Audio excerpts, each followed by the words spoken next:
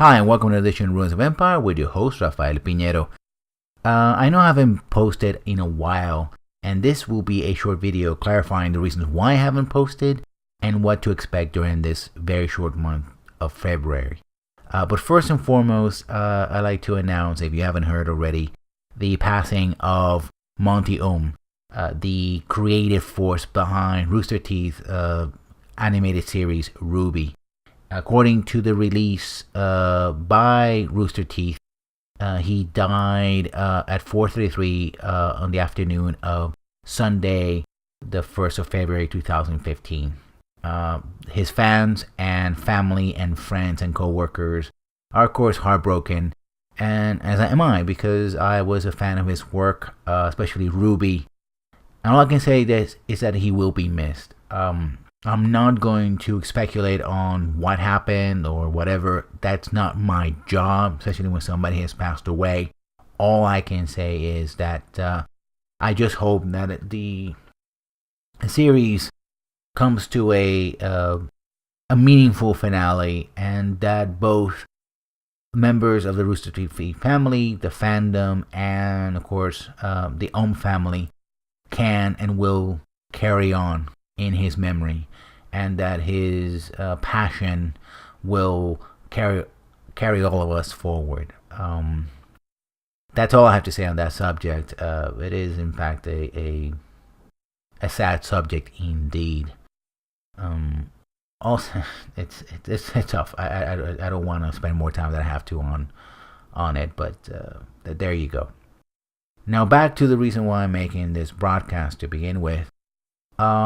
I know I haven't updated in mostly through the month of January, and there's a very good reason for that. I'm the primary caretaker for a close family member. I'm also the sole caretaker for that family member. Well, not exactly sole, but certainly there's me, and then there's everyone else.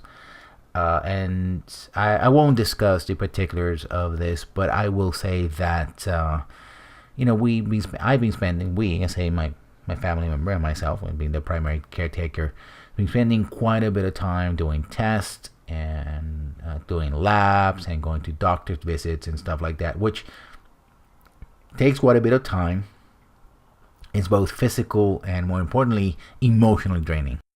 The prognosis is, if that's the correct word, I apologize if it isn't, is gray at this moment. It could go either way, but the original suspicions, if you will, of what this illness could be were not good, although all the indicators so far are pointing in the opposite direction. And maybe it might be just a false alarm, but I won't know, and we won't know until such time we get a definitive, well, as definitive as any doctor can give you, a diagnosis of the situation. That, having said that, that means that in fact we'll spend more time trying to deliver videos to you, because life is short, as these two pieces of news have shown me. So might as well get right to it. I'm still working on improving the quality, especially the audio quality of the videos, trying to get more sources of video. I'm planning to do two things. I'm going to do essentially a shorter version of what I did with Dragon Age 2. I'm going to take a game, probably an older game, and dissect it, or use it as an example of a subject. Up for grabs are games like Painkiller, the Black Edition, and the Stanley Parable.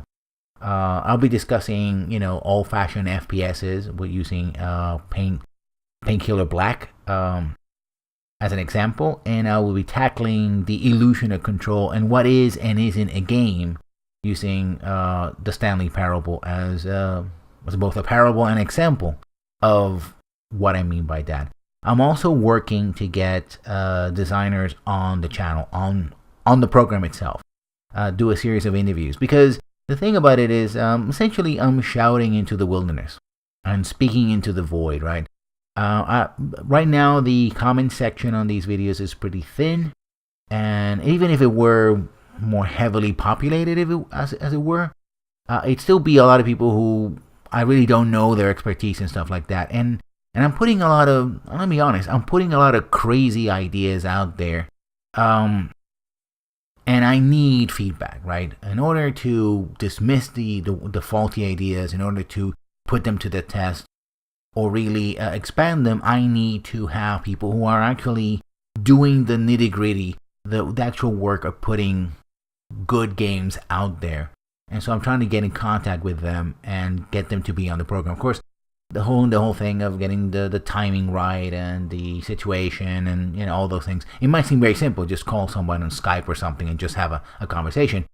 It isn't that simple, mostly because of scheduling program problems. And also, to be honest, this is an extremely small channel right now. I hope that the channel will grow exponentially, but right now it's a very small channel. And so, they have to measure the fact, okay, I'm going to talk to this person, which I don't know. I don't know their credentials. What's the point of talking shop with someone when I could actually be doing my job or talking to someone else?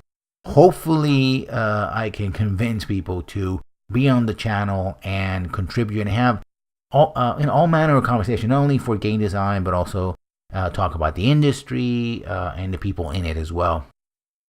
My approach is going to be the approach of the player, the gamer, the person who is seeing the finished product and what impact has to that. And I want the other side to be, whenever possible, the people behind the creations, behind the art of making games, and even not game. We'll discuss that in another episode, of course.